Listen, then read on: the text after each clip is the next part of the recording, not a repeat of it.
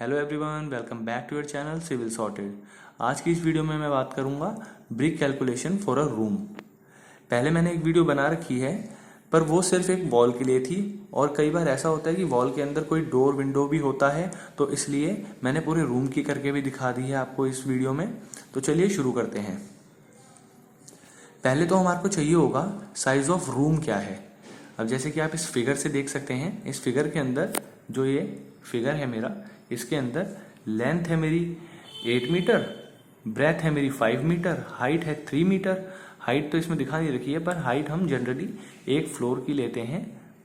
Floor to seal level हम 3 metre का लेते हैं, ठीक है। और वॉल्स की थिकनेस हो गई मेरी 9 इंच, मतलब इसको मीटर में अगर हम कन्वर्ट करें तो इसको कहते हैं 0.23 मीटर, ठीक है। अब मैंने क्या किया कि इसमें डोर और विंडो भी दे रखा है, तो डोर और विंडो के साइजेस भी लिख लिए हैं। डोर का साइज है 2.1 मीटर बाय 1 मीटर, विंडो का साइज है 1.5 मीटर बाय 2 मीटर, ठीक है। अब चलिए देखते हैं ब्रिक का साइज। ब्रिक का साइज होता है हमारा, जो स्टैंडर्ड साइज होता है वो होता है 19 centimetre into 9 centimetre into 9 centimetre. तो चलिए इस फिगर को देख के हम लॉन्ग वॉल की लेंथ निकालते हैं। तो हम कैसे निकालेंगे देखते हैं। हम लेंथ है हमारी लॉन्ग वॉल की 8 मीटर, और वॉल्स कितनी है टोटल 2, तो इसलिए मैंने यहाँ पे 8 मल्टीप्लाई बाय 2 लिखा है। अब ये आ गया 16 मीटर, ठीक है। अब सिमिलरली हम शॉर्ट वॉल की लेंथ भी निकाल लेंगे। शॉर्ट वॉल की लेंथ होगी हमारी 5 मीटर, और वॉल्स कितनी है 2, तो इसको हमने, लेकिन एक चीज़ इसमें ध्यान रखनी है कि इसमें से कुछ चीज़ें डिडक्ट भी होंगी। जैसे कि आप देख सकते हैं इस फिगर के अंदर हमने लॉन्ग वॉल ये पूरी 6 मीटर की 8 मीटर की एक ले ली है, ठीक है। जब हमने एक 8 मीटर की पूरी वॉल ले ली है, तो इसका मतलब ये वाली जो हिस्से हैं जो शॉर्ट वॉल की लेंथ में आने चाहिए थे वो इसमें आ गए हैं, है ना। तो हम इस वाले एरिया को डबल काउंट तो नहीं कर सकते ना, तो इसलिए हम इस लेंथ को हटा देंगे और इस लेंथ को भी हटा देंगे, सिर्फ इनके बीच का डिस्टेंस ही लेंगे। अब उसके लिए क्या करना पड़ेगा, जो वॉल की थिकनेस है 0.23 मीटर, उस वो दोनों जगह पर है, तो उसको इस पूरी 5 मीटर में से डिडक्ट करना पड़ेगा। वही चीज़ मैंने यहाँ पे करी हुई है, 5 माइनस 2 इंटू 2.3 मीटर। तो इस तरह से मेरे को आंसर मिल गया 5 माइनस 0.46, 4.54 मीटर।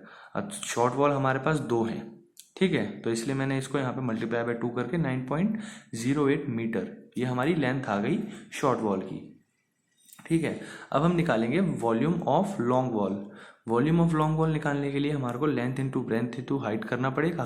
तो लेंथ है हमारी 16 मीटर, ठीक है। ब्रेथ है हमारी 0.23 मीटर, ठीक है। और 3 मीटर तो मेरी हाइट है ही, मैंने आपको बताया था ना कि फ्लोर टू स्लैब लेवल जो हमारा होता है 3 मीटर का होता है। तो इसको मैंने 11.04 मीटर क्यूब करके हमारी लॉन्ग वॉल की वॉल्यूम आ गई। अब इसी तरह से हम शॉर्ट वॉल की भी वॉल्यूम निकाल लेंगे। शॉर्ट वॉल की वॉल्यूम निकालने के लिए हमारे को जो इसकी लेंथ आई थी 9.08 मीटर, उसको थिकनेस से 0.23 मीटर, और जो हाइट है उससे 3 मीटर से मल्टीप्लाई करना पड़ेगा, तो हमारा आ गया आंसर 6.26 मीटर क्यूब, ठीक है। अब क्या करना है, अब हमारे को डोर और विंडो डिडक्ट करने हैं। आप देख सकते हैं जो लॉन्ग वॉल है इसके अंदर एक विंडो पड़ रही है, ठीक है। तो हमने जैसे ही ये लॉन्ग वॉल की लेंथ ली वैसे ही ये ले ली, पर इसके अंदर तो ये जो वहाँ यहाँ पे जो विंडो आ रखी है इसका एरिया, ये वॉल्यूम जो है ये पूरी हटेगी, क्योंकि यहाँ तो कोई ब्रिक आएगी ही नहीं। तो हमारे को कुछ ब्रिक्स तो डिडक्ट करनी पड़ेगी ना, कुछ एरिया वॉल्यूम जो है वो डिडक्ट करनी पड़ेगी, ताकि हमारे को एक्चुअल ब्रिक्स मिल सकें। तो इसलिए मैंने ऐसे किया है, जो इसकी हमारी वॉल्यूम आ गई थी 11.04 मीटर क्यूब, उससे मैंने माइनस किया है विंडो के साइज को। विंडो का साइज क्या था 1.5 मीटर बाय 2 मीटर, ठीक है। और हमारी थिकनेस तो 0.23 मीटर है ही, तो मैंने उसके बाद 11.04 माइनस 0.69, तो हमारी अब विंडो को हटाने के बाद जो 2 लॉन्ग वॉल हैं उसका जो वॉल्यूम आया है वो आ गया पूरा यहाँ। ये है हमारा एक्चुअल वॉल्यूम, ठीक है, 10.35 मीटर क्यूब। अब इसी तरह से शॉर्ट वॉल के अंदर पड़ रहा है डोर, ये देखो डोर पड़ रहा है ना, तो शॉर्ट वॉल के अंदर से जो वॉल्यूम आई थी शॉर्ट वॉल की, उसमें से डोर का जो साइज है वो हटाना पड़ेगा। अब पहले तो देख लेते हैं शॉर्ट वॉल की वॉल्यूम 6.26 मीटर क्यूब है ना, और डोर का साइज क्या था 2.1 मीटर इंटू 1 मीटर, और थिकनेस तो हमारी दे ही रखी है 0.23। ठीक है, तो सिमिलरली मैंने ये सारी वैल्यूज ऐड ऑन करके इसमें से डिडक्ट कर दिए। डिडक्ट करने के बाद जो हमारी शॉर्ट वॉल की जो पूरा वॉल्यूम आया है जिसमें ब्रिक्स लगेंगी वो आया है 5.78 मीटर क्यूब। ठीक है, अब हम इन दोनों को ऐड ऑन करके टोटल वॉल्यूम निकाल लेंगे। तो हमने ऐड करके 16.13 मीटर क्यूब टोटल वॉल्यूम निकाल ली। अब चलिए शुरू करते हैं ब्रिक्स की कैलकुलेशन कैसे करेंगे। तो जैसे कि हम जानते हैं कि हमारे को ब्रिक कैलकुलेट करने के लिए जितना भी एरिया होता है उसकी वॉल्यूम निकाल लो, जितनी भी जगह होती है ना उसकी वॉल्यूम निकाल लो और उसको एक ब्रिक की वॉल्यूम से डिवाइड कर दो, तो हमारे को नंबर ऑफ ब्रिक्स मिल जाती हैं।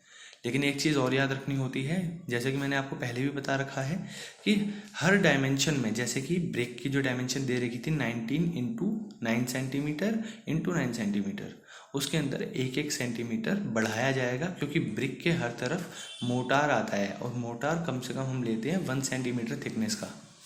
ठीक है, तो जब हमने 19 सेंटीमीटर इंटू 9 सेंटीमीटर और 9 सेंटीमीटर में 1 सेंटीमीटर बढ़ा दिया तो उसके बाद हमारी डायमेंशन हो गई 20 centimetre into 10 centimetre into 10 centimetre.